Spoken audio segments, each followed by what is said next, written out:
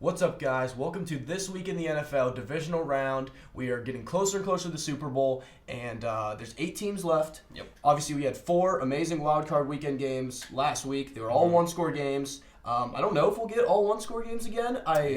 There's one game in particular I'll talk about later. I don't know if it'll be a one-score game. But other than that, we had some really good games last week. And before we get into the games for this week, we're going to take a look at the teams we thought would be playing this weekend. And each week we go, it gets a little more like I'm like, geez, I really thought they were going to make it. So obviously I had the Steelers beating the Patriots to go to the AFC Championship game, which is just, not even close to being the reality here, as both of these teams are out and the Steelers were never even in it. But then my other AFC game, I correctly predicted Chiefs vs. Texans. So I guess I don't get, as I said, I don't get a prize or anything, but good for me. I thought at the beginning of the year that the Chiefs would beat the Texans, so we'll see if that happens also. And then in the NFC, I only have one team left, and that is the Packers. But I'm not really mad about any of these teams I have in it for the NFC. Eagles, Saints, Rams, Packers, those are my final 4. I'm not mad about that. The Rams obviously underachieved, but I also had the Packers losing in this round, so we'll see if that happens as well. I actually only have 2 teams total left in the playoffs. I had the Saints over the Packers in the NFC, and then also the Eagles over the Rams. That's not even a possible game. And then in the AFC, I had the Chiefs over the Browns, and then I had the Patriots over the Steelers. And honestly, I don't know why I thought the Browns were going to get this far in the first place. That was so wrong. Yeah, having the Browns, maybe make the playoffs, not outlandish. But having them, maybe in the second round of the playoffs. That's starting to get kind of... Now I feel dumb. In the moment, it felt right. Yeah, and you did have them losing to the Chiefs, so at least you didn't think they were going to the AFC Championship or anything. So I got the Packers and the Chiefs left. But yeah, and I have the Packers, Chiefs, and Texans. Yeah. So, I honestly don't even know if that's good or not. Getting 3 of the 8 left, I don't feel good about it, but... Neither do I, but let's move on to the games that are actually happening this week. The first one is actually the one I mentioned at the top. I'm not sure if it's going to be a one-score game. We have Titans at Ravens, and, I like the Titans. They've had a great year. They beat the Patriots. Always an impressive feat. They were the first team to beat the playoffs or beat the Patriots in the wild card since 2009. They didn't play in the wild card a lot of those years, but whatever. Yeah. But the Ravens have not lost since September 29th, and I don't think it's going to be this weekend. I can't see them.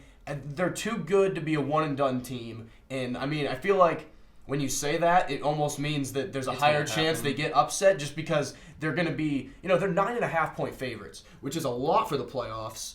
The Chiefs are also 9.5-point favorites, but other than that, they're both really high favorites. The NFC are 7-4, so definitely think Vegas thinks there's going to be some blowouts in the AFC, and if there is one blowout this weekend, it's going to be this Titans-Ravens, because think about it. Obviously, the Titans have, as I said, had a great year. Derrick Henry, absolute monster. But last week against the Patriots, he went off. He had almost 200 yards rushing. He was the reason that they won the game pretty much. Yeah. But guess how many points they scored? 14. Yeah. It's not going to beat the Ravens, 14 points. Their lowest total of the season is 20, and that was against the 49ers. So all respect to the Titans, they're not as good as the 49ers.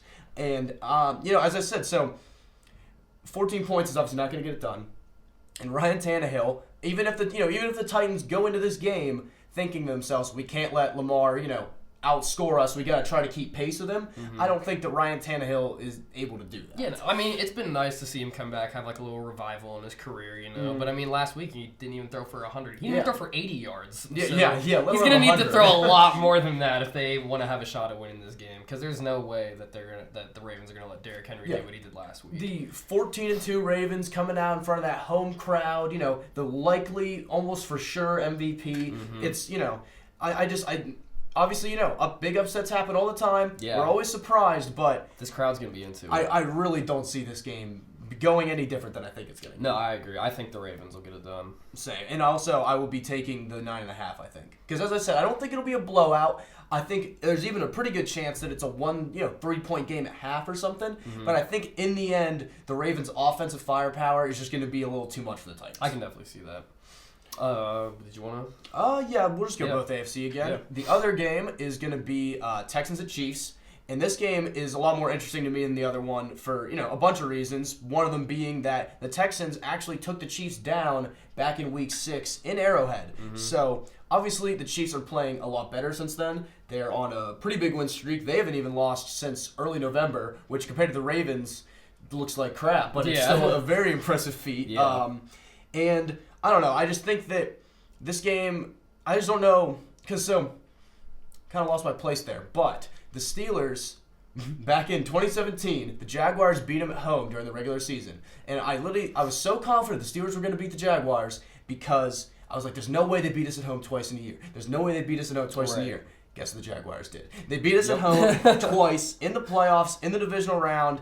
It was we were the team that had to bye. So it's a very similar scenario to that kind of. And I think that the Texans, I don't think they'll win the game. I think the Chiefs end up, pulling it out, but I think it'll be a really close game. As I mentioned, 9.5 point spread. I think I'm definitely taking Texans plus 9.5. Yeah. Because as I said, even if this game's going to rest on Deshaun Watson's shoulders, and if he can, make the plays, which I think he's going to be able to. I mean, he showed last week he's able to make those plays. Oh, absolutely. He's able to make, the clutch plays back against the wall. And I think he'll make some of those plays, but I think the Chiefs are going to be a little too much for him in the end.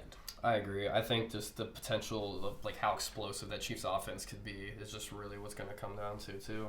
Yeah, that's my thing. Also, they're gonna get their points, they're gonna get their yards. Exactly. But is just Deshaun Watson Watson be able to keep up with them? Yeah, is Deshaun Watson going to be able to match? And also, are they going to be able to avoid turnovers? Because that's probably what it'll end up coming down to is who's going to throw a big interception? Is it going to be Mahomes or Watson? And I mean, when it comes to the team's defenses, the Chiefs have more splash players, they got Tyrann Mathieu, Frank Clark, they have, I feel like Chris Jones. I feel like they have more big names, but that Texans defense, they really stiffened up against the Bills last week, and obviously the Chiefs offense is a lot better than the Bills. Oh yeah. But for sure. I think that the Texans, will definitely, if they can force Mahomes into a turnover too, I can definitely see the Chiefs being upset. Oh yeah, I definitely agree with you.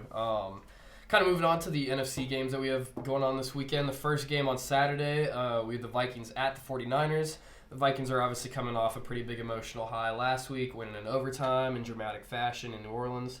They're heading this week, obviously, to San Francisco to take on the 1-seed 49ers. I think both of these teams match up really well with each other because when you think about these teams, it's like they're built on their running game. Their defenses are pretty good. Obviously, the 49ers are better. And then you have quarterbacks that are kind of in Jimmy G and Kirk Cousins that are quarterbacks good enough. They're the more game manager types for sure. They definitely like to lean on the run. They'll get you through the games. But I think that what's going to be really big in this game is going to be see how the 49ers pass rush does against Kirk Cousins and against Dalvin Cook too. If they can slow down Dalvin Cook at all, I think they're going to have a way better chance of coming out with this game. Because obviously, like I said, both these teams are built off their running game and play action, setting up play action for Kirk and for Jimmy G. So I think that's going to be big for them as well. And then I also like Richard Sherman out there either locking up Adam Thielen or Stephon Diggs. I would assume Adam Thielen. Just because he's been producing more this season overall.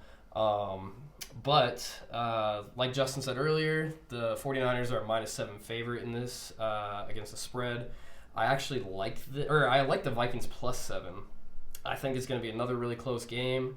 And that I don't think the Vikings will win. Yeah. But I think that the 49ers the Vikings, will be able to keep it close enough. And I think this game, it may have opened at 9.5 like the other two. It was pretty big. I do think I remember it being higher, and then obviously people have bet it down to the Vikings, which is kind of a vote of confidence in the Vikings for keeping it close. And also, so kind of with the Vikings and with the Titans also, back to there. After you have sometimes when you have those big wins on Wild Card Weekend, you kind of have the letdown next week. You know what I mean? And that's what I'm really scared for with the Titans is that they're just going to come out. Obviously, how good does Vrabel feel to beat Belichick? He probably he's on cloud 9 right now. So I could see similar to that game, I could just see where they got the huge win last week and they just don't have it this week. And you don't really know why, but they just don't have it this week. Yeah, I agree. I think what really this game will come down to is how porn star Jimmy plays and how Kirk Cousins does. I think whichever quarterback turns the ball over, at least makes the most plays to complement their running game is going to get this one done.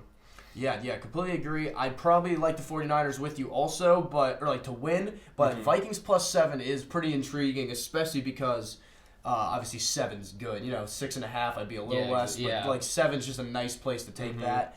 And then I'm still excited for this game, but it's one of the more boring ones to me. As I said, it'll be a lot of running, a lot of good D. Yeah, a lot of time getting pulled off the clock. Plays.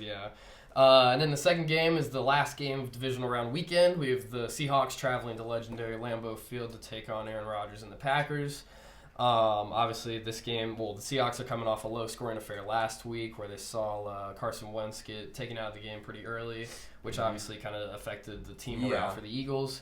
I like the Seahawks coming into this game, honestly, to play spoiler.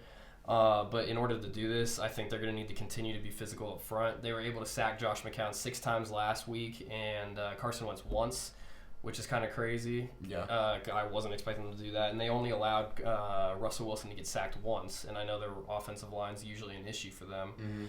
I think they're also going to need to be able to run the ball better against the 49ers. It's going to be cold. It's always cold up in Lambeau. It's going to be cold. In January. Sure. They're not going to want to hit each other, but that's where the Packers seem to thrive, I feel like, in these cold weather games. But like I said, Russell Wilson led the team last week with 45 rushing yards. That's going to absolutely need to change this week. They're going to need the running backs to produce a little bit more. This Packers defense has been definitely rebuilt, but I think they've kind of struggled at times. Aaron Rodgers has kind of looked less than himself. The Packers have just been kind of a up and down team all year. I mean, them and the Seahawks are very similar in that they kind of win ugly. Yeah. Where a lot of the times they might win, but you're like, oh wow, like I don't know what's gonna happen when you guys play a really good team. Yeah, exactly. But then they play the really good team and the same thing happens, and you're like, okay, I guess this is just how they are. And then the Seahawks are +4, so +4.5. +4.5. Yeah. Even okay. I mean, it's even better. I mean, I personally like the Seahawks +4.5. I like them, like I said, to come in and win this game. And then, I mean, 49ers. I was trying to find an impressive win for the Packers. And they really didn't have one. They beat the Vikings obviously twice this season. And then you go and look at the Seahawks, and they played the 49ers really tough both times, barely not winning the second time they played. And then the 49ers played the Packers and just absolutely killed them, They did. And then the Chargers even came in and, messed up the Packers a little bit too. So I think it really just depends on what Packers team comes out this weekend, how Aaron Rodgers comes out. If he's the old Aaron Rodgers, I really don't see how they don't lose this game. But if he's kind of struggling in the first half, like I've seen him do before in this season, I think it'll be tough for them to come out with a win here. No, completely agree. I like the Seahawks on upset alert, but the Packers they're at the point they've got to for a reason, and if they can get Aaron Jones going, I think that good. Because the Seahawks, if they want to establish the run game, they don't have a back that's as good as Aaron Jones. Aaron Jones is a really good back, receiving and running. So I mean, the Seahawks have had Marshawn back for a week now, and I said, he only had 6 carries for 7 yards or something. He's gonna need to get going. And also, but you also don't want to. No one wants to tackle Marshawn into the cold. So we'll see if he looks a little better this week. I'm expecting more from him this week, but it should be a really fun game. Yeah, no, completely agree. And then moving on to the last college football game of the year, we have the National Championship. Obviously, number 1 LSU versus number 3 Clemson. And, every national championship is a good matchup, but I'm really excited for this one. I mean, we have Clemson, who's going for their 3rd championship in the last 4 years, while LSU's making their first appearance since 2011. When they were shut out 21-0 by Alabama, actually. And then their first win since 2007. We won't mention who they beat then. But, I mean, I'm definitely rooting for LSU for 2 big reasons. Completely aside from who I think is going to win, I'm rooting for LSU for 2 big reasons. One, because I don't want Clemson to win their 3rd national championship in 4 years. I just don't want them to. I just prefer somebody else win it. And also, they beat us. Actually, so I guess there's 3 reasons. Number 2, they beat Ohio State.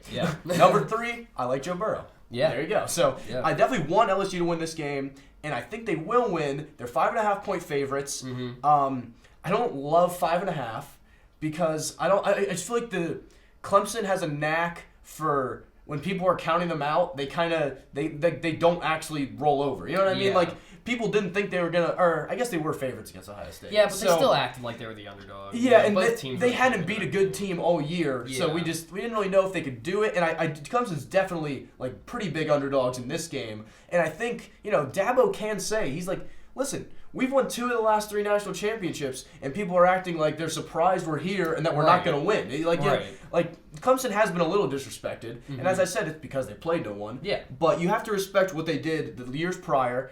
But with all that being said, I still like Joe Burrow and LSU. I do too. I think that that Joe Burrow is going to air it out. It's going to be a high-scoring game. Him and Trevor Lawrence are going to make their fair share of plays for sure. I mean, I don't think either team scores less than 30. I mean, I think it's going to be a really good game to watch, though. I mean, I'm going to love every second of it as long as Clemson's losing. Yeah. And also, complete other thing to look about. I said every national championship's a good game. But not every national championship has a great quarterback matchup. It's not. There's some guys where you look back 10 years ago and you're like, I don't even remember who that did it. Yeah, even looking back to that LSU game that we were. Yeah, the LSU Alabama game. 2011 national championship. It was A.J. McCarron versus Jarrett Lee, which I only know because I literally was looking that up right before this. Yeah. So because I was curious who their quarterback was. But this year we have probably. I mean, we're gonna look back in 3 years on this matchup where we're like, wow, this is a great one because we have the most likely the number 1 overall pick in 2020, Joe Burrow, and then we have a generational talent of sorts who will probably be the number 1 overall pick in 2021 on the other side. So 2 slam dunk NFL quarterbacks that are gonna be beasts for a long time, barring any injuries and such. And I'm really excited to see him play, and I think it's gonna be a first step in kind of a rivalry for these guys. Yeah, no, I mean they're definitely going to be seeing each other on Sundays, so I'm going to be really excited to see this quarterback matchup. I'm actually really curious to see how LSU's defense does too, because they've come out, they completely obliterated Oklahoma. Wasn't even close. But then there's also times where they've given up a ton of points and yards to teams like Vanderbilt, Yeah. And it's like, obviously these 2 guys are going to be hyped up to play, but I'm going to be curious to see once they start playing a team like Clemson if Trevor Lawrence is going to be able to do what he does against them, Yeah. This is kind of like the prove it for the LSU defense, where, okay, we've been hearing all year about how they're better and how they're not the same defense as last year and all this. But, Joe Burrow's carrying. Yeah, but now it's the national championship. If Clemson comes out and drops 40 on them, people are going to be like, oh, wow, like that LSU defense, maybe they, maybe Joe Burrow really was carrying. Yeah, so right. Definitely be watching for that. But overall, I think it's going to be a great game. Yeah. I like LSU. You like LSU? I do like LSU, yep. Yeah, and as I said, that almost scares me more how much I like LSU because I feel like Clemson's going to, oh, hey, don't forget about us. Yeah. And obviously Trevor Lawrence, if he wins 2 national championships in his first 2 years, that would be, he's unheard. I mean, he's already ridiculous, and if he caps this, because he started off bad this year. People were kind of talking crap about him. He played himself out of the Heisman. Yeah, that is true. Yeah. He was never really a threat this year. Yeah. But, I mean, as I said, I think LSU, but it's going to be a great game. It will. It's going to be a great game. I'll be excited to watch. Yeah, but with that, guys, that is going to be it. We will see you next week for it'll be the recap, and then, we're moving on to the AFC Championship. No more college football, so really getting down towards the end. But we'll see you guys next week. Yeah, see you. Like, subscribe.